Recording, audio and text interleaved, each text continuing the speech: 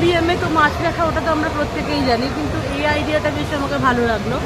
অর্থাৎ পুকুর নেই বা নদী নেই, তথাপি কীভাবে মাছ উৎপাদন করবে, মাছের দিয়ে একটা যে ভালো বিজনেস বা প্রফিট লাভ করতে পারো, তো কীভাবে সেটা করবে সেটারই একটা আইডিয়া আর কি দেওয়া হয়েছে। চলে তো এরকম একটা করে হ্যাঁ, মাছ চাষও তুমি করতে পারবে ঘরে। আচ্ছা, বাড়ির সামনে জায়গা থাকলে এরকম করে মাছ চাষ করতে পারবে, তাই তো? প্লাস্টিকের মতো।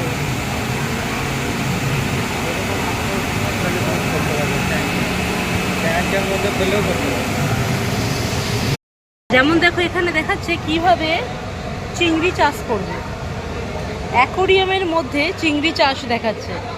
বন্ধুরা তোমরা দেখতে পাচ্ছ, ভালো করে দেখাই, অ্যাকোরিয়ামের মধ্যে কিভাবে চিংড়ি চাষ করা যায়।